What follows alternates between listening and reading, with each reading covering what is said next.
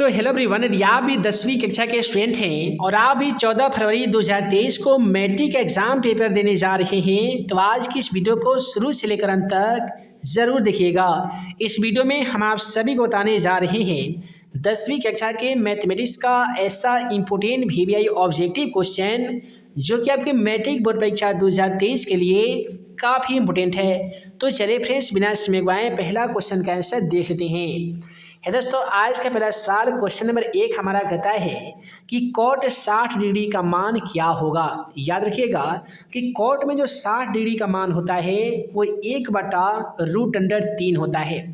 tan में पूछा जाएगा तो tan में ये 30 डिग्री का मान होता है 1/√3, तो वहीं पे कॉट में 60 डिग्री का मान भी 1/√3 होता है। तो क्वेश्चन का राइट आंसर ऑप्शन बी के साथ चला जाएगा 1/√3। उसके बाद में अगला सवाल क्वेश्चन नंबर 2 कहता है कि 30 डिग्री कोण वाले त्रिज्याखंड का क्षेत्रफल क्या होगा जिसका त्रिज्या r सेमी है। अब देखिए, त्रिज्याखंड का क्षेत्रफल का जो फॉर्मूला होता है वह होता है πr² थीटा बटा में होता है 360 डिग्री।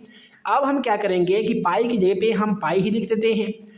r का मान हमारे पास नहीं मौजूद है तो r का r² लिखेंगे। थीटा का मान हमारे पास 30 डिग्री है तो 30 लिखेंगे। बटा में है 360 तो हमें 360 लिख देना होगा। अब देखिए, 0 से 0 कट हो जाएगा और ये 12 या 36 यानी 12 मरतबे कट जाएगा।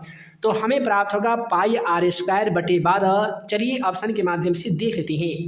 πr² बटे 12 ऑप्शन बी में दिख रहा है, अतः क्वेश्चन नंबर 2 का राइट आंसर ऑप्शन बी हो जाएगा। उसके बाद में अगला सवाल क्वेश्चन नंबर 3 को देख लेते हैं। देखिए, क्वेश्चन नंबर 3 कहता है कि निम्नलिखित में से कौन सा द्विघात समीकरण नहीं है। याद रखिएगा कि कौन सा द्विघात बहुपद या द्विघात समीकरण है या नहीं है। इस प्रकार का 100% आपके मैट्रिक एग्जाम पेपर में एक सवाल जरूर देखने को मिलेगा। कैसे पहचानिएगा कि द्विघात समीकरण है या नहीं है, आइए जान लेते हैं। दोस्तों याद रखिएगा, कोई भी ए से लेकर जेड तक का कोई भी अल्फ़ाबेट के पावर में यदि 1/2, 3/2, 4/2 ऐसे करके पावर रहता है तो वे आपका द्विघात समीकरण नहीं हो सकता है। कोई भी ए से लेकर जेड तक का जो अक्षर होगा वो बटा में होगा, जैसे 1/2, 4/2 ऐसे करके, और बटा में होगा आपका चर, तो वो भी आपका बहुपद नहीं हो सकता है। कोई भी ए से लेकर जेड तक का अक्षर यदि रूट में आपको देखने को मिले तो ये आपका बहुपद नहीं हो सकता है। केवल यही 3 टर्म कंडीशन है, जिसके अलावा जितने भी आपको समीकरण देखने को मिलेंगे सभी के सभी बहुपद हो जाएंगे। यदि आप इस क्वेश्चन का ऑप्शन डी को देखेंगे तो बट्टा में हमारा चर मिल गया है, इसलिए हम कह सकते हैं कि ऑप्शन जो 4 दिख रहा है ये आपका बहुपद नहीं हो सकता है। उसके बाद में कहता है यदि P में दिया गया -4,2 और Q में दिया गया है 8,6 को मिलाने वाले रेखाखंड का मध्य बिंदु का नियामक क्या हो जाएगा। दोस्तों हमें मध्य बिंदु का नियामक बताना होगा। तब मध्य बिंदु का नियामक ज्ञात करने के लिए एक फार्मूला आता है, x बराबर x1 + x2 बटे 2 होते हैं। अब देखिए, x1 का मान दोस्तों -4 है तो -4 लिखेंगे। x2 का मान 8 है तो यहाँ से हम लोग 8 लिख देंगे, बटे में कर देंगे 2। अब देखिए, -4 + 8 मिलकर 4 ही होता है। इसमें 2 से भाग लगा देंगे तो ये आपका 2 दूनी 4, 2 मरतबे कट जाता है। उसके बाद में y का जो फार्मूला होता है वो होता है y1 + y2 बटा 2। तो y1 का मान यहाँ पे 2 है तो हम 2 लिखेंगे।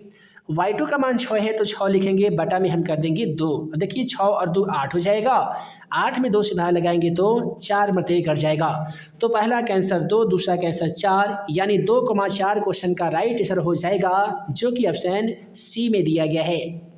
और इसके बाद में कहता है कि यदि बहुपद px में कहता है x² - 2x - 6 के शून्य अल्फ़ा, बीटा है तो अल्फ़ा × बीटा का मान क्या हो जाएगा। अब देखिए, ध्यान दीजिएगा, हमसे पूछा गया है अल्फ़ा × बीटा का मान, और अल्फ़ा × बीटा का एक आसान फार्मूला c/a होता है। अब देखिए, c का मान आपको कहाँ से मिलेगा, तो ये है आपका c का मान जो कि -6 दिया गया है तो -6 लिखेंगे। a का मान आपका कुछ भी नहीं है तो हम 1 मानते हैं, और -6 में यदि 1 से भाग लगा देंगे तो ये आपका -6 ही हो जाएगा। तो यही आपका क्वेश्चन का राइट आंसर होगा, जो कि ऑप्शन बी में दिया गया है। उसके बाद में अगला सवाल कहता है कि संचयी बराबरता का वक्र क्या कहलाता है। दोस्तों याद रखिएगा कि संचयी बराबरता का वक्र हमेशा तुरंत कहलाता है। क्वेश्चन का राइट आंसर ऑप्शन ए हो जाएगा। अब यहाँ से त्रिकोणमिति का एक फार्मूला हमसे पूछा गया है कि कॉस इंटू 90 डिग्री माइनस ए बराबर क्या होता है। तो यह एक फार्मूला है कि कॉस इंटू 90 माइनस थीटा बराबर साइन थीटा होते हैं और साइन इंटू 90 माइनस थीटा बराबर कॉस थीटा होते हैं। तो यहाँ पे क्वेश्चन 7 का राइट आंसर ऑप्शन बी हो जाएगा। अब अगला सवाल फिर से फार्मूला पूछ लिया गया है कि यदि एक शंकु की त्रिज्या और ऊंचाई क्रमशः आर और एच है तो उसका वक्र पृष्ठ का क्षेत्रफल क्या हो जाएगा। दोस्तों आप सभी को बता दें कि शंकु का जो वक्र पृष्ठ का क्षेत्रफल होता है ना जी, वह होता है पाई आर एल होता है। क्या होता है जी? पाई आर एल होता है। तो यही आपका क्वेश्चन का राइट आंसर होगा जो कि ऑप्शन सी में दिया गया है। अब अगला सवाल क्वेश्चन नंबर 9 करता है कि सेक इंटू 90 डिग्री माइनस ए बराबर क्या होता है। तो याद रखिएगा कि सेक इंटू 90 माइनस थीटा बराबर ये आपका कौशिक थीटा होती है। यदि सेक के बदले में कौशिक दे दिया जाता तो आपका आंसर सेक थीटा हो जाता। तो यहाँ भी क्वेश्चन का राइट आंसर ऑप्शन डी हो जाएगा। अब चलिए अगला सवाल क्वेश्चन नंबर 10 को हम लोग सॉल्व करने जा रहे हैं। क्वेश्चन नंबर 10 कहता है कि यदि किसी बिंदु y अक्ष से दूरी उस बिंदु की क्या कहलाएगी। सबसे पहले जानिए y अक्ष से हमसे दूरी पूछा गया है तो ये x का निर्देशांक भी कहलाएगी और y का निर्देशांक भी कहलाएगी। और y अक्ष से किसी बिंदु की दूरी उस बिंदु की कोटि कहलाती है। क्या कहलाती है जी? कोटि कहलाती है। कोटि यदि ऑप्शन में देखने को मिलता तो हम कोटि आंसर लिखते, लेकिन कोटि ऑप्शन में नहीं है, इसलिए क्वेश्चन का राइट आंसर ए और बी दोनों हो जाएगा। यदि एक्स से पूछा जाता तो एक्स का जो कोटि का एक्स अक्ष से किसी बिंदु की दूरी जो कहलाती है दोस्तों वो भुज कहलाती है। अगला सवाल कहता है कि 5√√2 कौन सी संख्या है। याद रखिएगा कि कोई भी संख्या जो रूट के अंदर हो, जैसे कि √2, √3, √7 ऐसे करके और उसका वर्गमूल नहीं होता हो, ऐसे तमाम संख्याओं को हम लोग अपरिमेय संख्या कहते हैं। तो क्वेश्चन नंबर 11 का राइट आंसर ऑप्शन बी के साथ चला जाएगा, अपरिमेय संख्या। उसके बाद में अगला सवाल क्वेश्चन नंबर 12 को देख लेते हैं। दूसरे क्वेश्चन नंबर 12 क्या कहता है कि 5.2372 कौन सी संख्या है। दोस्तों याद रखिएगा कि कोई भी संख्या जैसे कि मान लेते 5.2372 इस प्रकार की संख्या है। एक ऐसी भी संख्या रहता है कि 3.222 ऐसे और डॉट डॉट डॉट डॉट दे दिया जाता है। दोनों में बहुत अंतर है, जरा ध्यान से समझिएगा। कोई भी ऐसी संख्या जो दशमलव के बाद 2, 3, 4, 5 या कुछ संख्या के बाद वो खत्म हो जाती है वो आपका परिमेय संख्या कहलाती है। कोई ऐसी संख्या जो दशमलव के बाद अनंत तक जाती हो या इस प्रकार से डॉट लगा दिया जाता है जिसका अंत ही ना हो, यानी अनंत तक संख्या जाने वाली, हमेशा से ये आपका अपरिमेय संख्या कहलाती है। तो ये कुछ हद के बाद इसका अंत हो गया है, इसलिए हम इसे परिमेय संख्या कहेंगे। अब अगला सवाल क्वेश्चन नंबर 13 को देखिए। कहता है कि निम्नलिखित संख्याओं में से कौन सी संख्या विजातीय है। विजातीय हमें बताना होगा कि कौन सी संख्या जो विजातीय है, कैसे पहचानिएगा कि जातीय और विजातीय। विजातीय का मतलब क्या होता है कि जो एक जात के जैसा नहीं हो। 2/3 दिया गया तो परिमेय संख्या है। 25/49 दिया गया है तो 25 का वर्गमूल 5 हो जाएगा और 49 का वर्गमूल 7 हो जाएगा, तो ये भी आपका परिमेय संख्या बटा में आ गया। तो ये दोनों का तो जातीय हो गया। ऑप्शन डी को देखिएगा तो 7/3 ये भी आपका जातीय हो जाएगा। लेकिन ऑप्शन सी में दिया गया √11 इसका बेचारा कोई भी जात का नहीं है, इसलिए क्वेश्चन 13 का राइट आंसर ऑप्शन सी के साथ चला जाएगा, √11। उसके बाद में कहता है कि निम्नलिखित में से कौन सी परिमेय संख्या है। देखिए पाई आपका परिमेय संख्या होता है, √7 भी परिमेय संख्या होता है और ये भी आपका परिमेय संख्या है। लेकिन ऑप्शन सी को देखिएगा तो 16 का वर्गमूल आपका 4 हो जाएगा, है ना जी, और 25 का वर्गमूल 5 हो जाएगा, तो ये आपका परिमेय संख्या हो जाएगा। उसके बाद में अगला सवाल क्वेश्चन 15 को देखिए कि निम्नलिखित में से कौन सी अपरिमेय संख्या है। देखिए दोस्तों, अपरिमेय संख्या पहचानने का आसान तरीका कि कोई ऐसी संख्या जो रूट के अंदर हो, उसका वर्गमूल नहीं होता हो। एग्जाम्पल में देखिएगा तो 3/5 का एक परिमेय संख्या, क्योंकि इसे हम p/q के रूप में लिख भी सकते हैं और q का मान 0 के मान के बराबर भी नहीं होता है। ऑप्शन बी को देखिएगा तो यहाँ पे 16 का वर्गमूल 4 हो जाएगा और 4 का वर्गमूल 2 हो जाएगा, तो यह भी आपका परिमेय संख्या होगा। ऑप्शन डी में ऑलरेडी परिमेय संख्या दिया जा चुका है।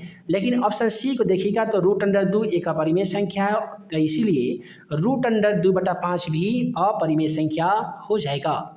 अब अगला सवाल कहता है कि यदि किसी द्विघात बहुपद px में दे रखा है 2x² + 3x - 4 के शून्यक अल्फा इंटू बीटा है तो अल्फा इंटू बीटा का मान क्या हो जाएगा। ध्यान दीजिएगा, अल्फ़ा इंटू बीटा का मान ज्ञात करने से संबंधित एक सवाल आपके मैट्रिक एग्जाम पेपर में ज़रूर पूछा जाएगा।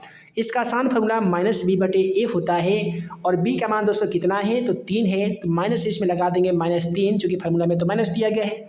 a का मान आपका यहाँ से 2 मिल गया, तो हम -3/2 क्वेश्चन का राइट आंसर होगा और -3/2 ऑप्शन बी में भी दिया जा चुका है। अब अगला सवाल क्वेश्चन 17 है, यदि बहुपद x² - 8x + a के गुणनफल 8 है तो इसके शून्य के क्या हो जाएंगे। दोस्तों इसका शून्य ज्ञात करने का आसान तरीका क्या है कि जहाँ पे आपको x का मान दिख रहे हैं, x का मान एक बार 1 रख लीजिए, एक बार x का मान आप 8 भी रख सकते हैं। तो इस प्रकार से इस क्वेश्चन का सलूशन कर लीजिएगा, आपका आंसर 1,8 आता है। यदि नहीं समझ में आ रहा है तो ऐसा कर लीजिए, x के पे हम a का स्क्वायर कर देंगे, -9 गुने a का मान यहाँ पे 8 कर लेते हैं प्लस a कर देते हैं, है ना जी। तो 1 माइनस यहाँ पे हो जाएगा 9×8 = 72 प्लस a हो जाएगा। उसके बाद में हम इसे बना सकते हैं, इसका आसानी तरीके से इसका गुणनफल a का 8 आ जाता है, यही आपका आंसर हो जाएगा। अगला सवाल क्वेश्चन 18 को देखिए, यदि बहुपद x² + ax - b के शून्य के बराबर है किंतु विपरीत है तब a का मान क्या हो जाएगा। यहाँ पे हमसे a का मान पूछ लिया गया है। आइए जान लेते हैं इसका आंसर क्या होगा। दोस्तों इसका सही जो जवाब होगा वो आपका ऑप्शन ए हो जाएगा, यानी जो -1 आप देख पा रहे हैं बराबर की ओर जाने पर ये +1 ही होगा, इसलिए क्वेश्चन का राइट आंसर ऑप्शन ए हो जाएगा। अगला सवाल में काफ़ी सिंपल सवाल पूछा गया है कि यदि किसी द्विघात बहुपद x² - 2x + 5 = 0 के मूल अल्फ़ा, बीटा है तो अल्फ़ा प्लस बीटा का मान क्या हो जाएगा। दोस्तों आप सभी को बता दें कि अल्फ़ा प्लस बीटा का फार्मूला -b/a होता है। क्या होता है जी? -b/a होता है। देखिए b का मान ऑलरेडी माइनस में है तो हम लिखेंगे माइनस इंटू b का मान माइनस आपका 2 लिखेंगे। a का मान कुछ भी नहीं दिख रहा है तो हम 1 मानेंगे, है ना। अब देखिए माइनस और माइनस मिलकर आपका यहाँ पे +2 हो जाएगा और 2 में यदि 1 से भाग लगा भी देंगे तो भी प्राप्त संख्या 2 होगा और ये आपका ऑप्शन बी में भी दिया गया है। तो क्वेश्चन का राइट आंसर ऑप्शन बी हो जाएगा। अब आइए अगला सवाल क्वेश्चन नंबर 20 को देख लेते हैं। दोस्तों क्वेश्चन 20 कहता है कि यदि बहुपद px में दे रखा है x² + 7x + 10 के शून्य अल्फ़ा, बीटा है तो अल्फ़ा इंटू बीटा का मान क्या होगा। और फिर से हमसे वही फार्मूला पूछ लिया गया, अल्फ़ा इंटू बीटा बराबर c/a होता है। c का मान यहाँ पे दोस्तों 10 दिया गया है तो 10 लिखेंगे, a का मान कुछ भी नहीं है तो 1 लिखेंगे। 10 में 1 से भाग लगाने पे क्वेश्चन का राइट आंसर 10 होता है, जो कि ऑप्शन ए में दिया गया है। तो इस प्रकार से आज की इस वीडियो में हम लोगों ने देखा 10वीं कक्षा के मैथमेटिक्स का 20 ऐसा इम्पोर्टेंट VVI ऑब्जेक्टिव क्वेश्चन जो कि आपके मैट्रिक बोर्ड परीक्षा 2023 के लिए काफ़ी ही इम्पोर्टेंट था। आशा करते हैं कि आज का वीडियो आप सभी को पसंद आया हो। दोस्तों वीडियो पसंद आया हो तो वीडियो को लाइक कीजिएगा, अपने दोस्तों में शेयर कीजिएगा। चैनल पे नए होंगे तो हमारे इस YouTube channel math and magic tips को ज़रूर सब्सक्राइब कीजिएगा, ताकि ऐसे ही आने वाली हर 10वीं कक्षा का इम्पोर्टेंट क्वेश्चन का वीडियो आप सभी को मिल सके और आप हमारे द्वारा बनाए गए तमाम VVI क्वेश्चन का वीडियो सबसे पहले देख सके। तो मिलते हैं एक नए वीडियो में नए VVI क्वेश्चन के साथ। तब तक के लिए आप सभी को वीडियो देखने के लिए बहुत बहुत धन्यवाद।